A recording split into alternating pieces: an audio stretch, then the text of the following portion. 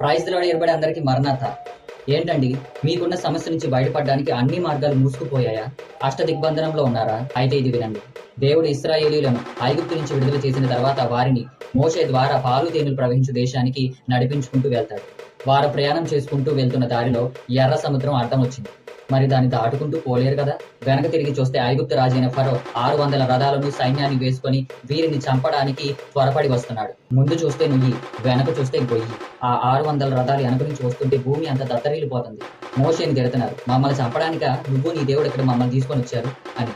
ప్రజలందరికీ కాళ్ళు చేతులు వణికిపోతున్నాయి. ఎటూ దారి లేని స్థితిలో దిగ్బంధనమైపోయారు.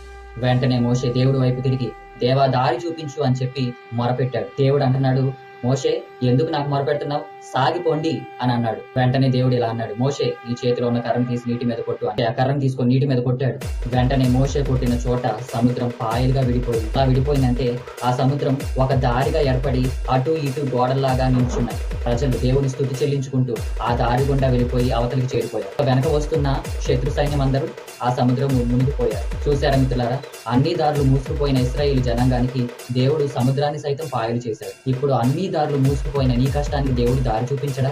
ఇప్పుడు మీరు ఇశ్రాయేలు జనాంగం వల్లే ఆలోచిస్తున్నారా, మోషే వల్లే ఆలోచిస్తున్నారా? దేవుడు వైపు చూశారు, అందుకే దేవుడిని వేడుకున్నాడు. ఇశ్రాయేల్ జనాంగం దేవుని వైపు చూడకుండా భయపడిపోయి వెనక్కి పారిపోదాం అనుకున్నారు. ఇప్పుడు నీకున్న సమస్య నుంచి బయటపడాలంటే మోషే వల్లే దేవుని వైపు చూసి మొరపెట్టు. నీ కష్టానికి దేవుడు మార్గాలు తెలుసు. క్రైస్తవుడు ఏర్పడి అందరికీ మరణాలు.